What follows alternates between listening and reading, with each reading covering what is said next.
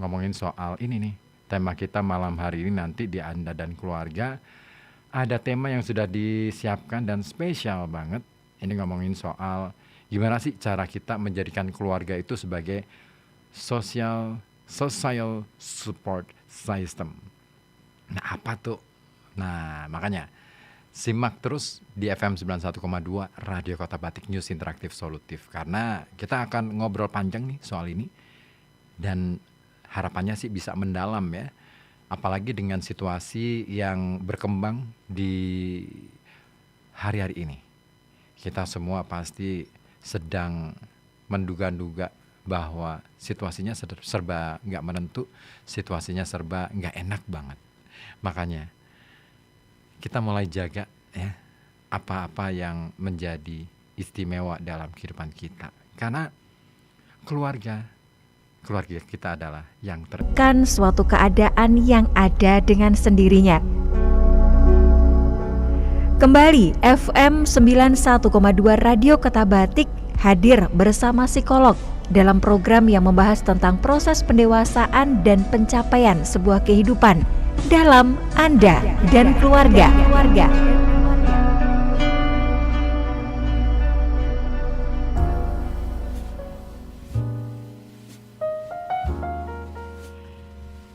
Yo, selamat malam, selamat berjumpa kembali bersama Anda dan keluarga di sini di FM 91,2 Radio Kota Batik News Interaktif Solutif. Ada saya Ribu Tahuni dan juga Coach Kiki. Ini malam hari ini istimewa banget. Saya bisa siaran lagi bareng Coach Kiki. Ya selamat malam ya. Assalamualaikum warahmatullahi wabarakatuh. Gimana kabar Coach? Alhamdulillah harus baik dan sehat-sehat selalu ya. Biar dengan situasi kondisi yang saya katakan tidak baik-baik saja, mau tidak mau kita harus lebih preventif nih untuk mengedukasi diri sendiri, keluarga terkait dengan hal-hal yang ya semuanya sedang tidak baik-baik saja seperti ini. Tapi kita jangan sampai melo ya. Harusnya kan ini bukan menjadi gangguan. Ya betul. Dalam keluarga kita, dalam kehidupan kita. Tetapi kan kadang-kadang apa yang muncul di luar itu kerap menjadi hidangan di meja makan, menjadi hidangan di ruang tamu, sampai akhirnya kita jadi parno deh. Betul. Ya, situasi ini pernah saya alami ketika terus terang pada waktu Pilpres tahun yang Jokowi yang kedua yang kedua saya lupa pokoknya. Itu ya 19 tuh. Saya sampai detoksifikasi, artinya saya puasa medsos. Sampai segitunya ya? Ya, maksud saya itu kenapa? Karena pada waktu itu di grup keluarga pun WA keluarga itu terjadi perdebatan yang saya tuh malas tuh. Artinya sampai di keluarga gitu, di grup keluarga gitu kan. Jadi sementara saya medsos saya nonaktifkan semua sampai saya sebegitunya. Karena saya nggak mau itu ekstrimnya meracuni saya gitu, dengan hal-hal yang saya ingin sehat, saya ingin menjaga, menetralisir diri saya dengan hal-hal yang mungkin tidak sesuai dengan ekspektasi saya gitu. Dan situasi ini pun sama sebenarnya di beberapa hari ini pun saya sempat tidak se ekstrim yang kejadian dulu.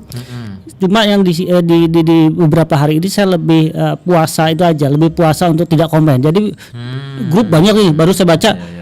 Nggak saya ikuti secara detail perbincangan karena selalu pembahasannya macam-macam lah gitu ya. Jadi saya pingin mental saya sehat-sehat aja lah. Jadi nggak tadinya memang tiba kan karena yang mungkin lebih saya khawatirkan karena kebetulan tahun ini kan anak saya 2 itu move ya, artinya yang satu kuliah kemudian satu yang masih masuk SMA juga move ikut kakaknya di luar kota gitu. Jadi notabene mereka berdua kan jauh dari saya gitu, dari kami. Jadi kami waspada lebih mengutamakan ngobrol ataupun melakukan tindakan preventif untuk anak saya aja seperti itu. Jadi disinilah kemudian keluarga harus hadir untuk betul ikut memantau betul saja yang dilakukan oleh anak-anak gitu ya. Karena saya cukup terkejut ketika saya baru tahu ya itu tadi karena saya nggak membaca berita saya karena saya takut membatasi diri itu tadi. Saya baru tahu tadi sore ini sebelum ketika saya habis sholat maghrib saya menunggu ini gitu ya, saya tuh sempat buka scrolling, saya baru tahu bahwa salah satu korban yang meninggal di Jakarta bukan yang Gojek itu ya, yang satunya lagi saya kurang tahu siapa namanya itu, yang sore ini atau siang ini dikunjungi oleh Wapres. Dikunjungi dia atas nama presiden dan datang berkunjung gitu. Saya baru tahu anak ini gitu loh, anak ini tuh pergi ke ikut demo ke Jakarta dan lain sebagainya, karena kalau nggak salah rumahnya di Tangsel kan, Ya. itu tidak membawa identitas apapun juga, Waduh. ya, Itu dia. dan orang tuanya pun tidak tahu. Sangat disesalkan. Ya gitu loh. Jadi dia pergi ke sana demo terus kemudian berbukalah saya ya kata sampai korban. Tapi yang artinya yang saya ingin sesalkan itu adalah satu, ini menjadi korban yang kesekian dan keluarganya tidak tahu gitu loh. Keluarganya tidak tahu. Kalau misalkan bagi saya pribadi seharusnya gitu ya. Silahkan ikut demo. Tapi yang tertib dan kemudian siapa barengannya gitu ya, demo itu dia dengan siapa gitu kan, Harus tahu siapa yang diajak gitu ya, diajak dan mengajak tuh siapa itu. Jadi kita pun insya Allah tenang gitu loh, tenang dalam kemudian ketika dia kok tidak membawa identitas pun dan lain sebagainya, kemudian orang tuanya pun nggak tahu, itu kan saya langsung dalam hati langsung miris gitu. Jadi saya pun ketika anak di luar kota di Semarang itu selalu saya pantau hari ini jam berapa, kemana ini kemana. Bukannya kita ini menjadi posesif ya, tetapi saya mencoba protektif agar dia menghindari situasi-situasi yang daripada saya menyesal kemudian gitu loh. Dan biasanya kan anak-anak ini nggak siap dengan situasi. Betul, dia lebih mungkin karena ajakan circle-nya dia, ajakan dari teman-temannya gitu kan, dia tidak berpikir panjang gitu kan. Nah itu kan artinya bagi saya ya inilah makanya kenapa pentingnya pada malam hari ini mari kita bahas terkait dengan social support system. Social support system. Ya, Ini sistem dukungan sosial. Ya. Itu yang kadang saya nggak tahu ya, apakah belum ada survei ya istilahnya ya. Kita perlu melakukan survei deh kayaknya. Yeah. Karena gini, keluarga di Indonesia rata-rata kan menengah ke bawah nih. Yeah. Dan rata-rata keluarga menengah ke bawah ini mereka bapak ibunya sudah sibuk banget dengan pekerjaan mereka, dengan tuntutan yang hidup yang begitu kompleks. Yeah. Dan akhirnya lupa bahwa keluarga bisa menjadi social support system. Iya. Nah, itu gimana? Ya. Caranya tuh. Ya, padahal itu paling efektif dan efisien ya untuk mensiapkan. Karena kebetulan latar belakang keilmuan saya psikologi gitu ya. Jadi kan saya lebih ke personal individu ya. Artinya setiap orang itu termasuk saya, termasuk Om Ribut ini sendiri kan pasti, bukan pasti lah ya, tapi pasti memiliki sekam di dalam dirinya Banget masing-masing kalau gitu. Saya, ya, sekam masing-masing gitu yang sangat mungkin tersulut oleh percikan emosi yang mungkin bisa dilakukan ya apapun itu juga gitu loh. Nah, setiap orang kan tadi sudah disampaikan oleh Om Ribut bahwa orang tua di Indonesia menengah ke bawah itu mayoritas bekerja gitu kan, maka bekerja untuk menghasilkan nafkah dan sebagainya. Mereka secara energi fisik udah habis gitu kan. Belum kalau misalkan di tempat pekerjaannya mereka juga secara mental mereka mengalami kelelahan gitu kan. Mereka pulang ke rumah, anak-anak pulang ke rumah, tapi sayangnya gitu akhirnya ketika anak-anak seharusnya dia merasa homey di rumah dan merasa pulang ke rumah itu memberikan kenyamanan untuk dia, ternyata dia tidak bisa mendapatkan itu. Itulah yang akhirnya kemudian kalau kita bicara anak-anak akhirnya kemudian merasa pulang ke rumah tidak nyaman. Ketika dia bermaksud curhat sama orang tuanya, yang terjadi adalah kontraproduktif misalkan. Ya kan gitu. Misalkan hal sepele lah, misalkan kalau anak-anak ABG mulai pacaran, mulai jatuh cinta dan sebagainya. Dia tadinya mau mencoba terbuka kepada orang tuanya. Tapi begitu misalkan ini cewek misalkan, atau kemudian cowok mulai suka atau jatuh cinta gitu. Maksudnya terbuka nih sama orang tua. Tapi yang terjadi adalah orang tua resisten. Aslinya resisten malah kemudian melarang. Sampai bapak ibu sampai ayah bunda ngerti kamu pacaran, kamu tak pondokkan, kamu tak asramakan. Biasanya kayak gitu. Dia kalau di Pekalongan kayak gitu biasanya. Kalau aku enggak sih. Gimana? Aku malah justru nanya sama anakku, Mas, di kelasmu ada yang cantik enggak? Ya, saya pun begitu. Itu untuk menunjukkan bahwa orang tua itu tidak sensi, tidak alergi terhadap situasi kayak gitu. Iya, kan, agar anak mau tercerita gitu loh. Zamannya berbeda dengan era kita. Ya kan? Kalau aku kan berpikirnya era kita mungkin melarang itu hal yang wajar karena memang situasinya memang seperti itu. Di era sekarang mau dilarang kayak apapun, daripada ini anak nekat. Ya. Itu daripada dilarang nekat ya. Kalau saya dalam beberapa sesi parenting selalu mencoba untuk menyampaikannya begini ya. Contoh kayak gitu, apalagi anak SD, mungkin SD akhir itu kan saat ini kan banyak sekali mengalami percepatan puber. Ya. Benar. Dulu cewek-cewek itu kan biasa puber tuh SMP, SMA lah gitu ya. Ya, Zaman saya apa SMA biasanya gitu. Sekarang kan lebih cepat lagi SMP awal. Bahkan SD akhir ada beberapa yang sudah main situ yang perempuan gitu ya. Nah, ketika kemudian tadi dia rusak suka atau cowok-cowok nih biasanya gampangannya cowok-cowok. Dia mencoba untuk pengen tahu ketika dia mengalami kemasakan organ-organ biologis reproduksinya dia. Dia nanya misalkan, ya Bunda, hubungan seks itu apa sih misalkan, ya, atau aku datang dari mana sih, kenapa kok bisa muncul aku gitu kan, ya, benar. Itu kan hal-hal sebenarnya itu pertanyaan biasa, pertanyaan normal yang dimunculkan oleh anak karena keinginan tahunya. Betul. Tetapi yang sering kali terjadi adalah orang tua menjadi tiba-tiba gagap ketika tidak menyangka anak bertanya seperti itu. Iya sih. Nah, seringkali yang kemudian terjadi adalah biasanya nih kalau survei family 100 gitu ya, biasanya muncul yang pertama adalah anak kemudian malah ditentang atau dicerca, disalahkan. Kenapa kamu nanya-nanya kayak gitu? Ini belum pantas, ini belum saatnya kamu bertanya-tanya seperti itu. Iya. Akhirnya kan itu sudah menutup ruang untuk diskusi, ruang untuk melakukan pembicaraan. Betul. Ketika anak mencoba, maksud saya terbuka loh. Aku kan nggak tahu, aku tuh datangnya dari mana, misalnya anak SD lah, anakku datangnya dari mana. Tapi kenapa orang tua atau ibu menjadi resisten atau kemudian jadi, ngomong sih kok takut kok ini, orang wayahe, kok ngerti dewe nek gede lah, kan lucu, ngerti sendiri kalau udah gede gitu kan. Iya. Akhirnya yang saya khawatirkan tuh begini, yang saya lebih khawatirkan adalah ketika kemudian anak ini mencari tahu dan bertanyanya kepada teman-temannya. Nah itu yang bahaya. Ya teman-temannya tahu, kamu mau pengen tahu nih, kamu asal usulnya dari mana? Yuk sini nonton bareng yuk. Nah itu. Dah jurus lah. Apalagi sekarang ya. Apalagi sekarang megang HP aja udah, aksesnya kemana-mana udah. Ya. Kan? Sangat sulit kita mengetahui dia ngakses apa aja sih. Gitu iya, makanya lebih baik kita terbuka, kita pancing tadi seperti tadi Om Ribut katakan. Saya juga pancing. Ini anak saya masuk kuliah ini saya tanya lagi pancing. Selalu saya dengan mancing nih, ada yang cakep gak? Gitu kan, langsung gitu. Kalau yang cakep pacarin lagi saya pancing-pancing seperti itu. Artinya biar anak itu jadi terbuka dan tidak merasa bahwa ketika dia jatuh cinta itu adalah satu hal yang dilarang gitu loh. Betul. Nah, akhirnya dia mau terbuka mau ngomong. Karena kalau saya kan berpikirnya gini nih, Coach, bahwa jatuh cinta itu naluri gitu kan. Naluri seorang manusia. Betul. Semua manusia akan melakukan mengalami itu, ya. Nah, problem yang aku hadapi ini gini, ini anak nggak pernah jatuh cinta, satu, terus dia ini bergaul hanya sama sesama laki-laki aja nih. Jenis ya, oke. Wah ini repot nih, kamu nggak pernah nih main ke tempat cewek gitu. Iya. Suatu ketika dia main ke tempat cewek, sananya itu jadian sama kamu? Enggak, aku nggak jadian, nggak pacaran ya. Gitu. Tapi ini membuka ruang diskusi sebenarnya. Artinya supaya dia juga tahu bahwa dia punya naluri yang harus dia benar-benar disalurkan secara tepat gitu. Enggak kemudian akhirnya melenceng jauh. Karena kan ya memang sih dalam keluarga kadangkala kan yang namanya fluktuasi emosi kan ada. Betul.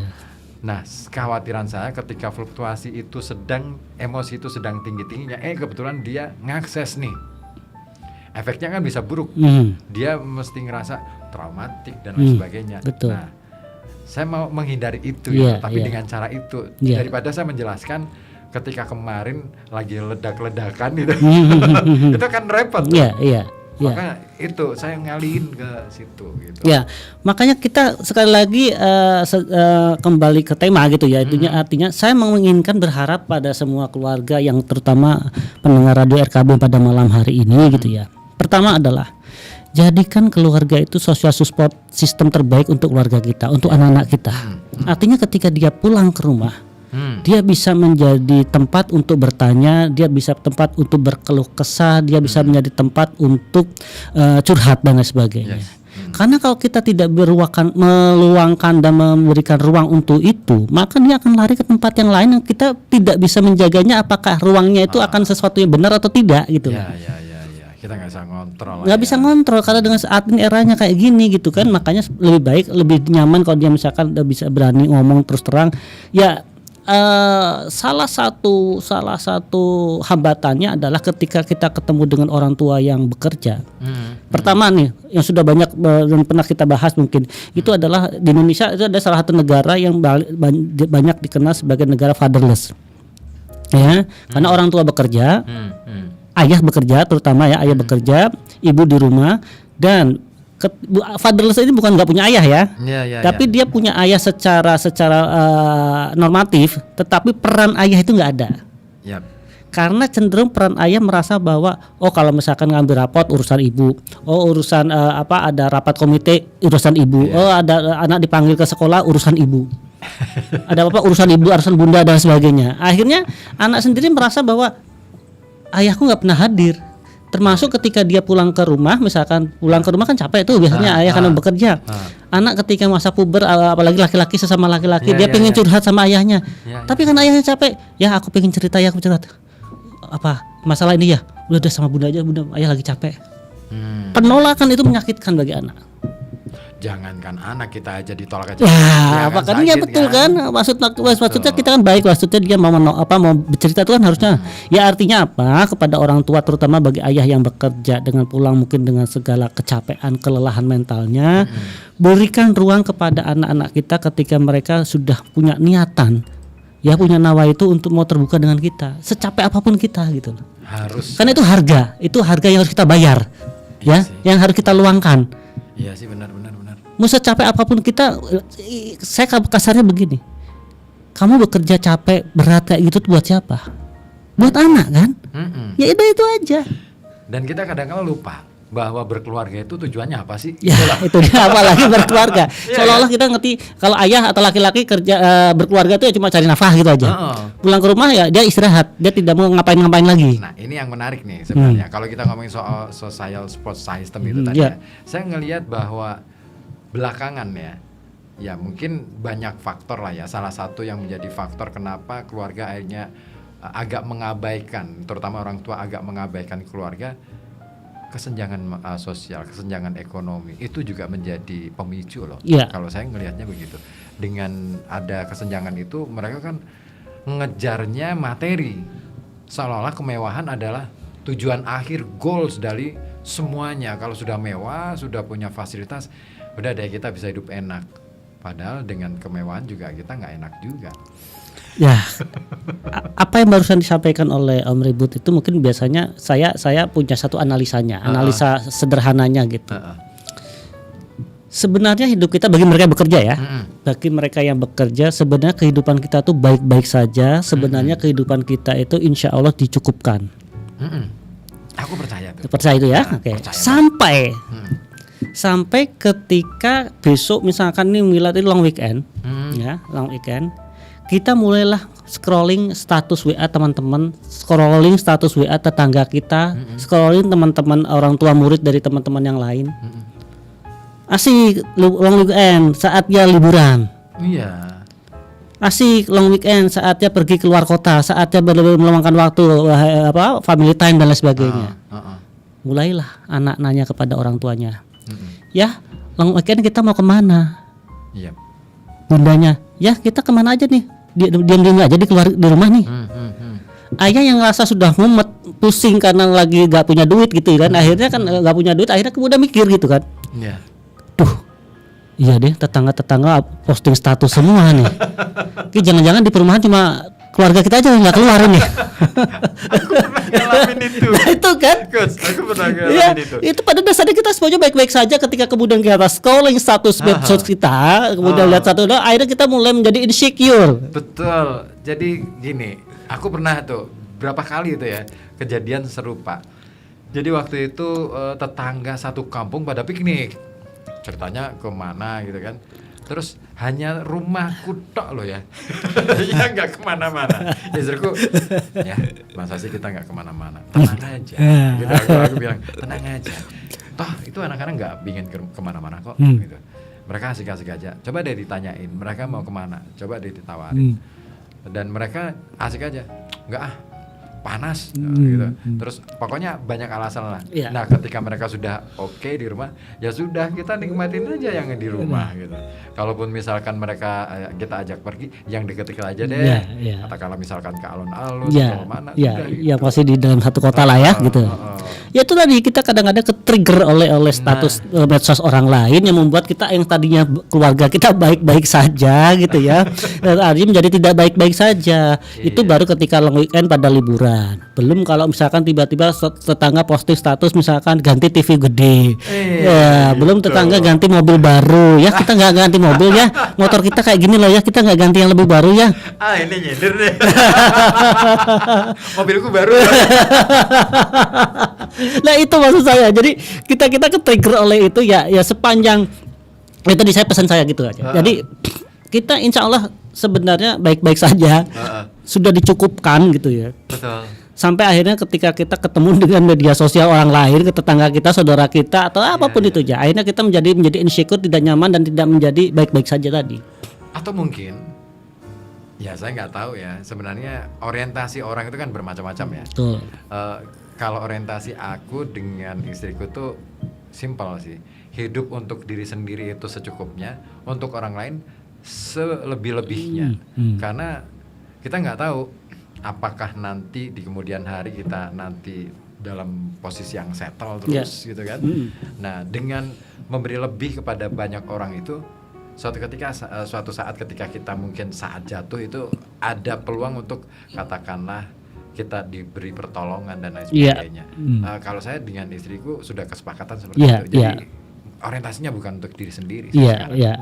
Ya, mungkin dalam konteks pendekatan agama mungkin begini ya. Jadi saya pernah dengar di reel salah satu ustadz itu. Jadi kalau kita merasa bahwa kita punya duit banyak nih, terus uang itu tabungan itu dikekepin gitu, uang kita banyak gitu, kan kita nggak pernah merasa kekurangan. Iya. Karena kita punya. Nah kalau kita nggak pernah merasa kekurangan, Allah nggak akan ngasih tambahan buat kita gitu. Iya betul. Tapi kalau kita merasa kita punya rezeki, langsung rezeki itu disalurkan melalui sedekah atau gimana dan sebagainya, artinya ya saldo kita tuh nol lah minimal. Allah tahu itu gitu loh. Oh kamu saldonya nol, ya kan saya kasih rezeki. Tapi kalau kita melihat melihat bahwa saldo tabungan kita tuh ber-MM misalkan kayak gitu ya, kok masih minta 50 juta per bulan atau dan sebagainya, ya betul yang terjadi. Nah, ini kita mau mengerucut nih ke soal social support system ini. Sebenarnya peran keluarga yang paling penting dalam membangun support system ini gimana sih? Yang utama adalah tadi seperti yang saya awal tadi ya. Orang rumah keluarga itu harus bisa menjadi pendukung emosional.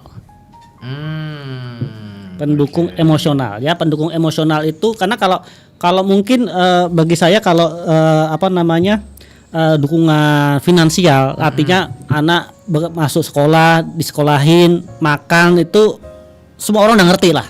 Ya itu kewajiban orang tua gitu. Istilahnya nggak usah diajarin. Memang itu kewajiban seperti itu. Tetapi kadang-kadang orang tua alpa atau apapun lupa gitu ya. Ketika ternyata ya karena saya sekali lagi latar belakang keilmuan saya psikologi, maka ada salah satu dukungan emosional ini yang kadang-kadang kita terlupakan. Ketika kita sudah bisa memberikan materi, kita sudah memberikan dukungan sosial, dukungan untuk dia ikut komunitas dan sebagainya, tapi dukungan emosional ini yang kadang-kadang kita abai. Gimana tuh cara? Nah, dukungan emosional ini ya sebenarnya simpel lah. Bagaimana orang tua itu memberikan kasih sayang, perhatian, empati dan rasa aman kepada anak kita. Ini kalau empati mungkin masih agak bisa. Ya kan. Rasa aman deh kayaknya. Ya, menjadi tempat untuk berbagi perasaan, kekhawatiran dan contoh sederhana ini. Nih. Ini kan beberapa hari ini kan kita sedang Indonesia sedang mengalami banyak demo nih ya beberapa hari ini. Narasi apa yang akan kita sampaikan kepada anak-anak kita? Katakanlah kalau misalkan kita ini masih anak-anak kecil, kan mereka belum ngerti. Kalau orang anak SMA ke atas mungkin udahlah kita mungkin nggak usah kita diskusinya beda. Iya beda, betul. Kira-kira anak itu cemas nggak sih? Kalau masih anak sih kayaknya enggak sih. Nah, tapi kalau kemudian anak melihat ada kebakaran, itu. Nah, ada kebakaran, ada perilaku menjarah, ada perilaku, ya, ayah, kok orang-orang kayak gitu ya? Kok itu dibakar kenapa ya? Artinya maksud saya perlu penjelasan kepada putra-putri kita untuk memberikan narasi kepada anak-anak kita bahwa jangan dikira itu adalah sesuatu yang anak belum ngerti, anakku baik-baik saja. Iya, betul. Justru dengan dia diem, dengan banyak pertanyaan itulah yang kemudian dia menjadi beban bagi kita kalau dia malah diem. Tapi kalau dia banyak bertanya, kita masih mending loh dia banyak mau ngomong. Tapi kalau dia diem dan sebagainya, nah, maka nomor satu yang harus kita lakukan ketika ada situasi yang kayak gini, pastikan kepada anak-anak ketika dia bisa akan melihat entah itu di WA keluarga, di televisi atau omongan tetangga atau apa gini, apa kemarin misalkan di Pekalongan melihat sendiri dan langsung begitu, ya itu kenapa ya kok dibakar seperti itu ya, ya kenapa itu kok pada menjarah seperti itu ya, maka sampaikan dulu, tanyakan perasaannya, validasi dulu emosinya. Oke. Kakak, itu penting. Oh penting. Validasi itu nomor satu. Makanya saya nomor satu tadi ketika Om Ribu tadi mengatakan apa yang harus dilakukan, dukungan emosional. Kenapa ketika anak kemudian bertanya, kan kita nggak tahu nih emosinya dia apa. Tanyakan, kakak ngelihat kayak gitu, kakak melihat perilaku kayak gitu gimana? Cemas, takut, biarin. Iya ya aku takut ya, iya ya aku cemas ya. Bagus itu dia bisa menunjukkan. Kalau misalkan nggak bisa menunjukkan emosinya karena dia tidak terbiasa, ambil emoticon lo, tempel di dinding atau gimana, mana perasaan mana yang kamu alami saat ini, ada sedih, kecewa, takut, cemas, kan ada tuh di emoticonnya, tempel aja, kamu yang mana perasaan? Oh dia nempel yang cemas, ya. Kalau kamu memang merasa cemas lihat kejadian-kejadian gitu, nggak apa-apa. Ya, kamu cemas seperti itu nggak apa-apa. Tapi ingat, kamu punya ayah sama bunda yang ada di rumah. Yang akan memberikan kamu kenyamanan dan keamanan buat kamu. Ayah bunda nggak kemana-mana. Ini kan umum ya. Ya. Kalau kasusnya begini, ini yang ada di rumah saya nih. Barangkali di rumah yang lain sama gitu. Informasi mengenai apapun hari ini, betul. Itu saya buka aksesnya. Kita diskusi. Yang gede, yang SMA, diskusinya memang beda dengan yang SD, gitu. Tapi yang menarik adalah dua anakku ini nggak menunjukkan emosi. Dia cemas, dia takut, dia ngerasa apakah dia seneng, happy atau enggak.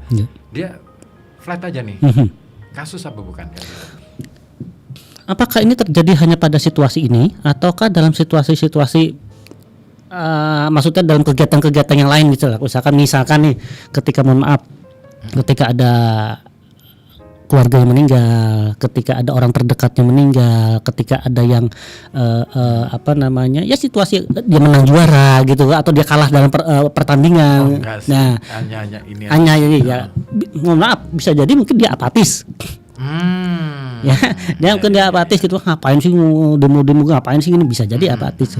Karena mungkin saking saya nggak asik dan saya nggak mau mendengarkan berita-berita demo itu, mungkin saya jadi cenderung apatis itu tadi, makanya nggak begitu runut apa yang terjadi gini-gini, saya nggak begitu runut, cuma sekilas-sekilas aja saya coba baca agar tidak ketinggalan info aja gitu. Nah, maksud saya begini, kenapa itu menjadi penting? Saya baru seminggu yang lalu mendapatkan klien, anak usia kelas 2 SD dan kelas 1 SD, yang 3 tahun yang lalu bapaknya meninggal, kemudian tahun ini ibunya meninggal. Kelas 1 dan 2. Kelas 1 dan kelas 2. Ibunya meninggal karena mungkin dia tidak kuat ditinggal suaminya, kemudian ternyata malah jadi penyakit, kemudian dia meninggal dua-duanya. Tahu yang terjadi kepada anak nomor 1 dan 2 ini? Tiba-tiba dia langsung klakep. Nggak mau bicara gitu. Tertutup gitu ya. Jadi tertutup, termasuk di sekolah, di kelas itu jadi tertutup. Klakep. Jadi klakep itu kan karena kita tahu sebelumnya dia bisa ngomong gitu ya. Iya.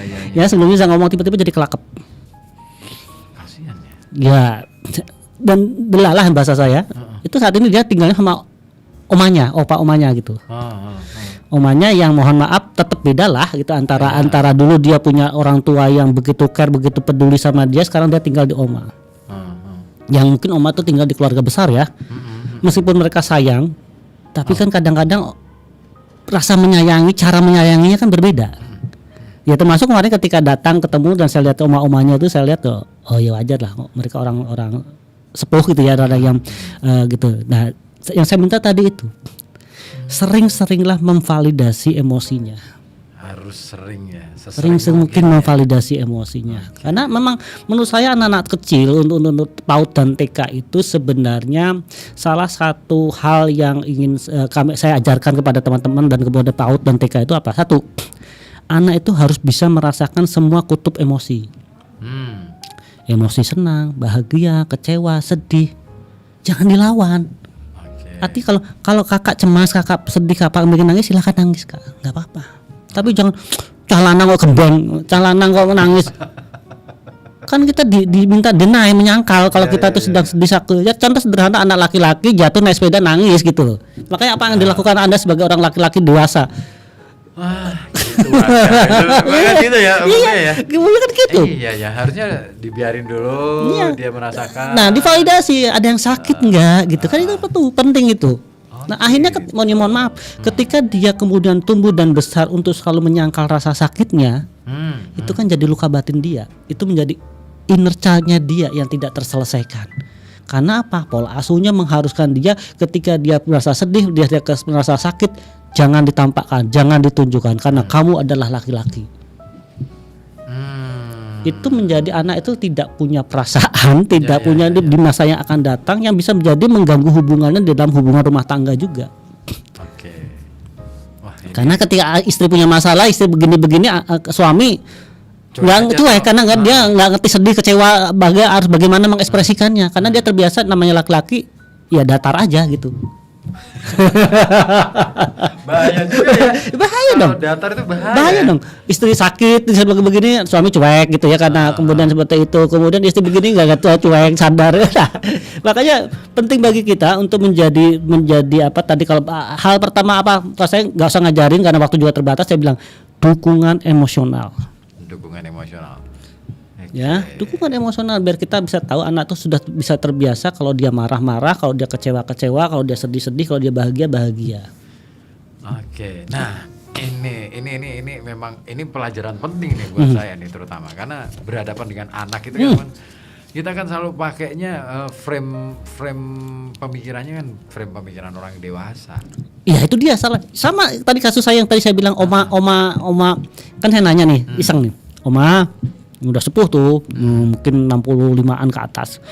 Oma, kira-kira menurut Oma anak ini yang kelas 1 dan 2 ini ngerti nggak kalau bapak ibunya meninggal?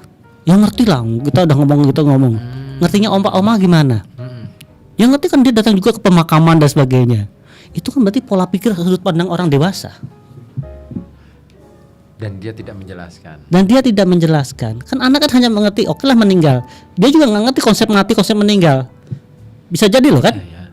Ngertinya kok yang dia rasakan, kok tiba-tiba bapakku tidak ada, kok tiba-tiba ibuku tidak ada, kok tiba-tiba aku harus tinggal bersama dengan Oma, kok aku harus tidur dengan Oma, dan dia harus mulai kehidupan baru gitu ya. Ini kan begitu banyak pertanyaan buat dia. Sementara orang-orang terdekatnya itu tidak mampu menjelaskan karena merasa bahwa ya mereka bersedih atau gimana, tapi akhirnya selalu dilarikannya untuk mencoba melarikan. Nah ini tadi mencoba melarikannya kepada hal-hal yang bermain-mainan, diajak seneng-seneng, tapi tidak membahas, memvalidasi emosi sesungguhnya dia yang sedang terjadi. Dan akhirnya dia nggak punya rasa empati. Ya, akhirnya pada waktu itu saya bahaya tadi langsung kelakep diem tadi. Terutama kepada orang-orang baru. Itu kalau dewasa ngeri loh. Iya. Ngeri, makanya pentingnya memvalidasi emosi itu begitu. Makanya ya kita mulailah bagi orang tua, kalau pasangan suami istri pun sama. Ketika suami pulang capek dan lain sebagainya, istri juga ditanya rumah, perlulah kita saling memvalidasi sedang baik-baik saja apa tidak baik-baik saja. Artinya, dan itu harus berani gitu loh. Makanya saya kalau dalam beberapa sesi parenting kan selalu menanyakan di awal. Kalau ada skala kebahagiaan 1 sampai 10, berapa skala kebahagiaan ibu-ibu saat ini? Pagi ini, siang ini? Rata-rata jawabnya berapa? Rata-rata 9-10. Bahagialah gitu ya. Saya tanya, Ibu menyebut angka 9 atau 10 itu karena di sini nggak mau dianggap nggak bahagia, atau karena di sini ada mertua ibu gitu yang akhirnya ibu tuh sungkan untuk menjawab tidak bahagia. Tapi saya akan toleransi begini. Oke, berapapun angka kebahagiaan yang Bapak Ibu sebutkan tadi, yang Ibu sebutkan tadi, yang rata-rata mungkin 9 sampai 10, silahkan. Itu hak prerogatif Anda, saya bilang begitu. Tetapi yang tidak saya inginkan adalah ketika Anda menyebutkan angka skala kebahagiaan berapapun itu, Anda sedang berpura-pura bahagia. Itu dia problem tuh. Banyakan kan yang kayak gitu. Ya, berpura-pura bahagia itu tadi, itu cikal bakal ketika keluarga tidak bisa menjadi social support system.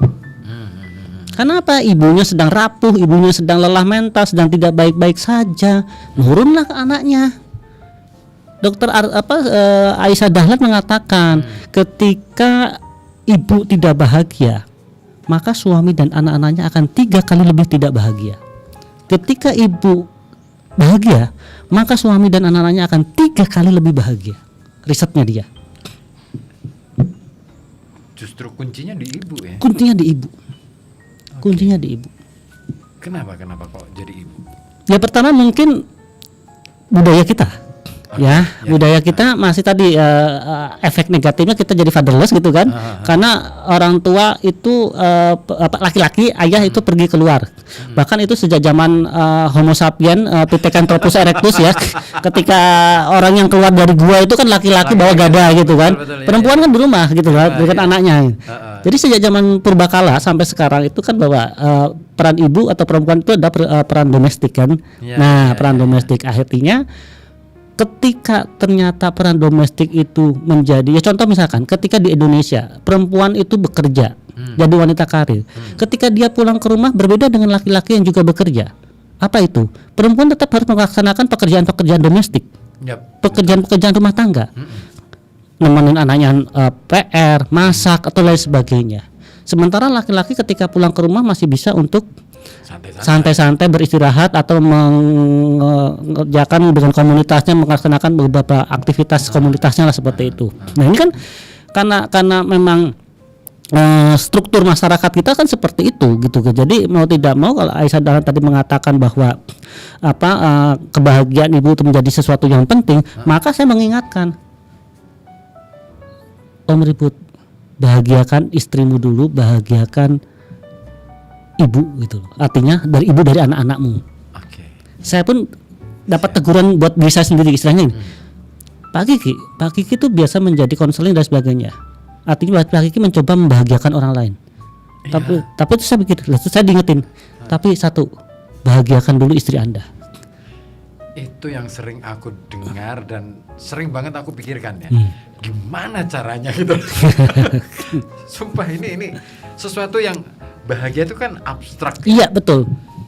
Kan kita nggak ngerti validasinya dari mana, kan? Apakah kalau dia bisa senyum, terus dia bisa kelihatan, kan pura-pura itu kan susah. Iya, ya makanya tadi saya sering banyak itu selalu mengatakan pura-pura bahagia. Iya. Kasus ekstrim yang pernah saya temui itu ketika seseorang berpura-pura bahagia bunuh diri.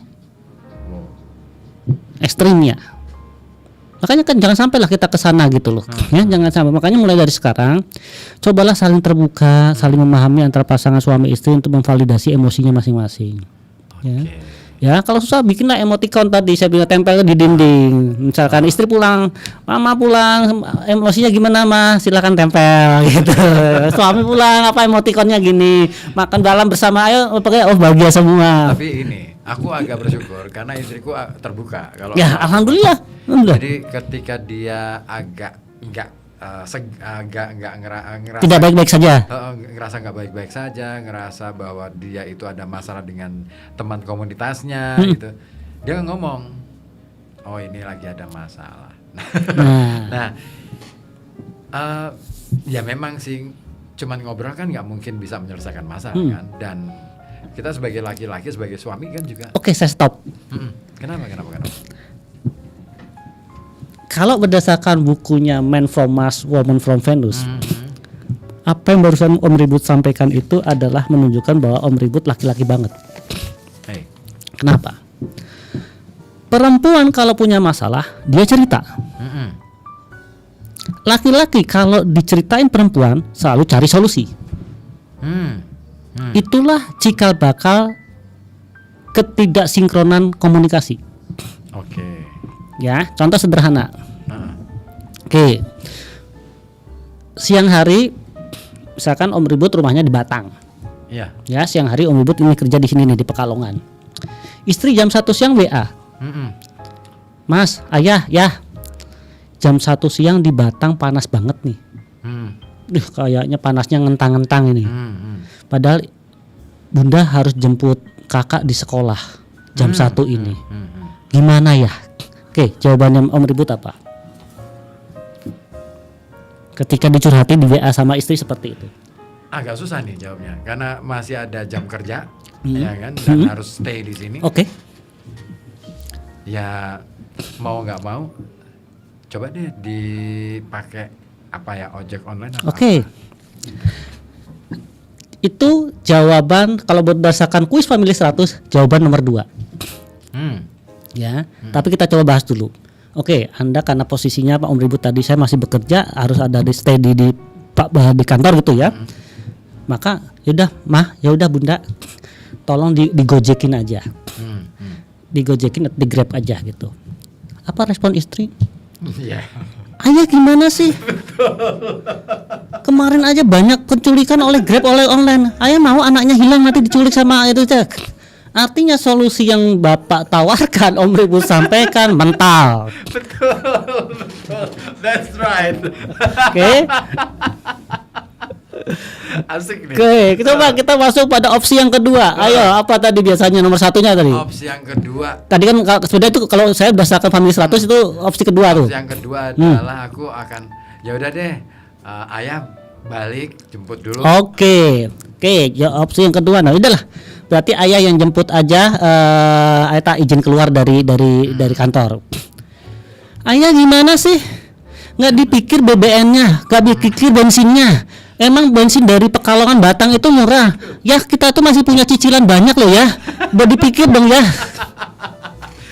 Kan nggak enak sama atasan ayah juga gitu. Akhirnya gitu, pasti gitu. Artinya opsi yang kedua mental lagi. Iya. Betul kan? Betul. Opsinya kita lagi. Bingung dah Om Ribut. Ayo saya tantang lagi sekarang. Opsi ketiga sebagai laki-laki ini dua jawaban teratas tadi itu adalah jawaban laki-laki tulen. Oh, iya. Kalau opsi yang ketiga ya udah pakai payung kayak Oke, opsi yang ketiga gini. Yaudah titipin sama Bu Bambang aja kan, Bu Bambang juga anaknya itu ada di sekolah yang sama, sekelas sama anak kita gitu. Ya. Jawaban istri apa? Enggak ayah, kenapa? Aku masih punya utang sama Bu Bambang. Sungkan aku ya. Selalu ada alasannya. Iya benar. Aku kalah. Iya. Ya. Artinya opsi 1 mental, opsi 2 mental, opsi 3 mental ya dari kita. Itu karena ketika perempuan curhat, istri itu curhat, suami sebagaimana sejak dari zaman Homo sapiens Pithecanthropus erectus itu selalu langsung mencari solusi. Itu makomnya itu ya makomnya laki-laki gitu loh. Karena dia begitu. Nah, ini salah satu kesalahannya. Nah, tipsnya ya karena itu tadi. Pola pikir kita manusia laki-laki ketika ada perempuan curhat, apalagi itu pasangan kita, langsung nyari solusi. Kita menerapkan diri istri kita adalah sama gitu ya. Istri pun sama menerapkan apa yang dia bicarakan, omongkan itu sebagaimana Om Ribut ada wanita juga gitu loh. Istilahnya begitu. Sama-sama ibu-ibu nih ya. Ya, harapannya kan begitu. Nah, makanya tips saya nih bagi para bapak-bapak pendengar radio RKB malam hari ini ada tip yang luar biasa mahal ini. Tipnya adalah ketika istri curhat ketika betapa panasnya siang hari dan harus jemput kakak anaknya di SD. Sampaikan aja begini. Iya Mah, iya Bunda. Di Pekalongan juga panas banget. Ini termometer di suhu di kantor juga itu 36. Wah. Mama yang kuat ya, jemput kakak pakai jaket ya motornya. ayah yakin, mama bakoh, mama kuat, ya, untuk jemput kakak. Dan terakhirnya dikatakan, I love you, ma. Itu yang penting, karena sebenarnya istri itu nggak mungkin minta solusi dari Anda. Dia hanya pengen didengerin dan divalidasi bahwa aku tuh lagi mau kepanasan ini ya. Kok ayah cuek aja sih, malah ngasih solusi Gojek, malah ngasih Bu Bambang aduh. Itu awal mulanya miskomunikasi yang terjadi. Yes, benar. Saya juga kadang-kadang saya gitu ngerasa kenapa ya setiap kali kan sudah tak kasih solusi dan solusi bagiku kan, ini kan solusi yang memudahkan banget gitu kan. Ya itu laki-laki banget. Jadi kalau Om Ribut melakukan itu, mengatakan itu ya Om Ribut laki-laki stulen gitu loh. Karena itu makomnya begitu. Tetapi perempuan tidak seperti itu. Makanya sekali lagi kepada bapak-bapak pendengar radio RKB malam hari ini, ketika saya udah ngasih tip kayak gitu, sekarang kalau istri, kalau pasangan kita, kalau pacar kita tuh ya aku mau curhat, aku mau cerita, langsung Anda sebagai laki-laki tanya, pakai solusi apa tidak?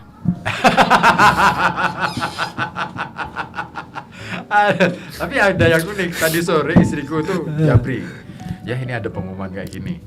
Terus kata, kan dia aktif di PKK kelurahan, jadi kan kenal sama nih Babin, sama Pak Babin gitu. Kata Pak Babin, ini harus begini, nanti konsekuensinya begini. Terus aku jawab, wah lah ini kan ayah kerja sampai jam 12 malam, kira-kira aman nggak gitu. Coba deh ditanyain gitu. Ini pertanyaan aku malah. Sebenarnya ini untuk bangun komunikasi aja sih. Supaya nggak mandek aja, supaya saya tahu dia khawatir. Tapi kan untuk memvalidasi kekhawatirannya dia supaya dia sendiri yang nanya, bukan aku yang nanya gitu loh. Kan jadi paling kan nanti ketika aku pulang ditanyain gimana ya gitu kan. Ada yang nyegat nggak gitu. Nah lebih baik kan dia sendiri yang tahu. Aku pikirnya gitu ya. Termasuk membalikkan lagi. Kalau Anda diajak istri Anda aja, diajak pasangan Anda ke mall milih baju gitu kan. Ya menurut ayah baju yang coklat yang mana? Bagus yang coklat ini. Kemudian dia gandeng lagi. Atau yang merah ini? Aku pernah tuh. Laki-laki kalau udah begitu paling membingungkan. Itu pertanyaan yang paling tidak bisa dijawab oleh laki-laki. Aku pernah. Dan jawabanku tepat. Tapi masih beruntung kalau tepat. Jadi gini, biasa kan dia udah milih terus kasih tunjukkan 1, 2, 3 sampai 5 potong baju. Yang pertama yang aku pilih. Karena dengan cara gini, kalau warna yang ini kayaknya cocok banget karena warnanya gelap, terus kulit mama jadi kelihatan lebih putih, lebih terang, jadi kelihatan lebih cantik nih. Dapat tuh. Jadi clue-nya gitu, tipnya kalau ada dalam satu situasi seperti itu, sebenarnya perempuan itu sudah punya preferensi, sudah punya kecenderungan untuk dia tuh mau coklat atau merah atau apalagi tadi 5 tadi. Nah, laki-laki harus peka itu gitu. Jadi akhirnya kalau pertama mungkin kalau menurut saya gitu cara paling aman. Paling aman gimana tuh? Kalau menurut Bunda sendiri yang mana? Dibalikkan. Akhirnya kan muncul tadi kan statement. Kalau menurut Bunda sih kayaknya yang coklat ini. Kenapa? Karena kalau coklat ini Bunda jadi kelihatan terang, kelihatan dan sudah kelihatan lebih cantik lah. Nah, berarti udah itu sebenarnya preferensinya. Kuatkan aja, endorse ke sana. Iya, saya endorse aja karena ya saya lihat kan ekspresi mimiknya. Betul. Nah, itu kan butuh kepekaan. Iya benar. Kan kebetulan aku anak teater. Jadi tahu lah. Tapi kalau ya makanya kita kan menceritakan ini berharap ini menjadi semacam sharing knowledge untuk pendengar radio RKB gitu kan. Artinya laki-laki ya harus lebih peka gitu kan untuk bisa melihat bahwa pasangan kita kadang-kadang itu hanya butuh dikuatkan, butuh divalidasi. Cuma kadang-kadang sotoinya ke laki-laki adalah mencari solusi gitu loh, ya. Itu yang harus dipahami, itu yang harus dijaga seperti itu. Oh, ini seru. Tapi sayang, aduh jamnya udah habis. Oke. Coach Kiki, ya. Thank you banget. Sama-sama. Sudah menyediakan waktu untuk hadir di studio. Aku masih utang sama Coach Kiki nih. Apa ini? Kapan ya kita bisa bareng di luar ya? Oke, ayo. Coba deh nanti aku Ya, cari agenda yang kira-kira bisa kita lakukan bareng lah. Bisa istilahnya aku benar-benar longgar, Mm-mm. sedikit juga longgar. Oke, Jadi kontak-kontakan kita aja nanti. Oke deh. Siap, Thank you, siap. thank you. Oke, sama-sama, makasih banyak juga. Dan itulah kawan, Anda dan keluarga. Pokoknya bikin keluarga itu jadi sesuatu yang seru dalam kehidupan kita. Karena keseruan itulah yang diharapkan siapapun di dalam keluarga kita. Thank you dan kita jumpa lagi minggu depan. Terima kasih. Assalamualaikum warahmatullahi wabarakatuh.